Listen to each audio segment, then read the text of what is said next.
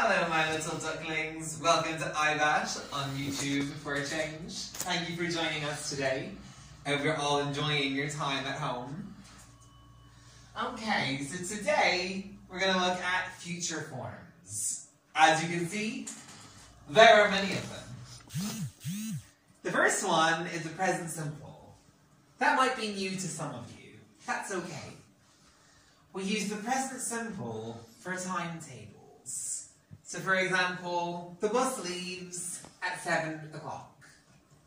Now you might look at your watch and think it's only 6:30. That's okay. It's going to come in the future. It comes at that time every day. So it's present simple. We also use the present continuous. This is for something that we're certain is going to happen. So for example, I'm going to the cinema at 6 o'clock. Okay, you've arranged something. We use be going to plus infinitive for something that's your intention. Sometimes these two can be synonymous. Sometimes they're different. We also say it's going to rain, for example. Or I'm going to be a fireman when I leave school. The future simple is will and shall plus bare infinitive. We can use will for a future fact. For example, next year will be 2021. Or we can use it for a decision. Oh, I'm so cold. I will close the window. I will put on a jacket. We also use will for a promise. I will love you forever. We also use will for a future prediction. This is Ireland. It will probably rain today.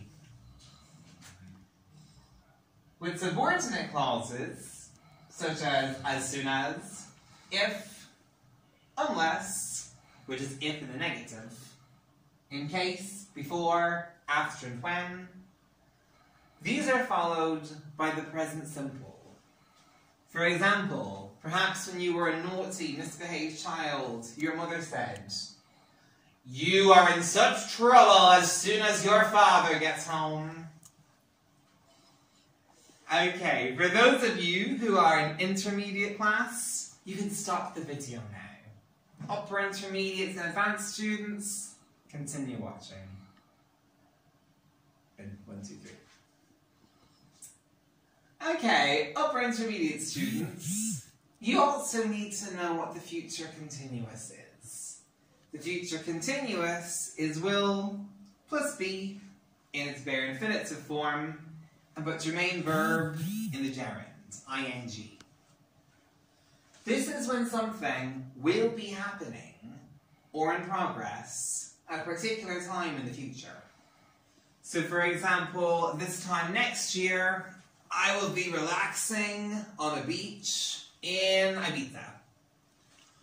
Or you might say, this time tomorrow, I will be watching The Fresh Prince of Bel-Air on Netflix. It's so good. I recommend it.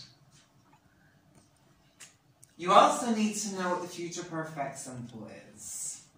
The future perfect simple is will plus have and put your main verb in the past participle. The future perfect simple means that an action will be completed by a certain time in the future. So for example, I will have been a teacher for 6 years this July. Have I currently taught for 6 years? No. Will I come July? Yes. Or you might say, I will have waited for 3 hours by the time my friend gets here. Am I happy with my friend? No. Is my friend late? Very. How late will my friend be in total? 3 hours. Okay, upper intermediates, you can stop watching the video now. Advanced students, you're not finished with you just yet. Okay, advanced students, you also need to know which modals we can use for the future. Modals such as may, might, and could. It just means that you're not entirely sure if an action will happen. You can also use the adjective likely or unlikely, after be, of course. And you can say, I am likely to get sacked from my job because I don't have a bold's notion what I'm doing at it. Bold's notion is an idiom. Google the meaning. You can also say be about to for something that's close to happening, but it hasn't happened yet. So I'm about to make a cup of tea. Would you like one? I'm going to make one very, very soon. Is due to? That's a synonym. If you say someone or something is bound to happen, or is set to happen, essentially, you're saying that it's incredibly likely that they're going to happen. You can also say am to, are to, is to. It's very formal. It's a present simple construction, but it's perfectly fine. The Taoiseach of Ireland is to make an announcement at 9 o'clock tonight. It's very formal. You won't hear it very often, but it's good to know what it means.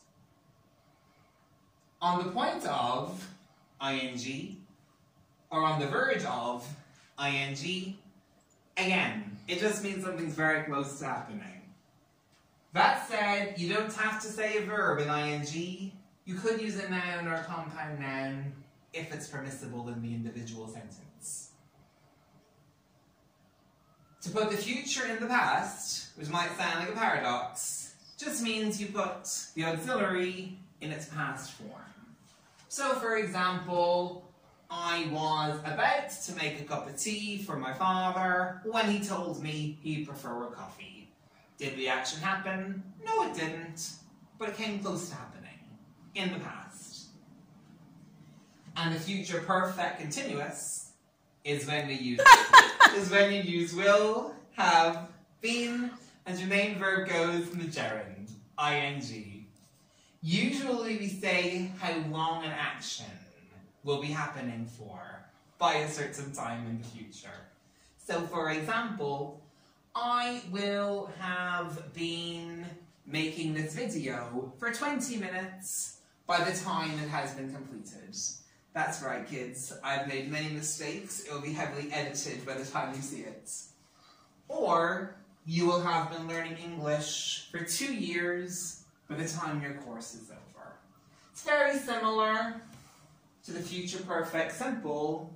However, we usually use this form for a stative verb, and this one for a dynamic. That said, this is one of the least popular choices on the board. Of all the expressions we've taught today in future forms, you'll probably hear this one the least. Okay guys, so thank you for tuning in today.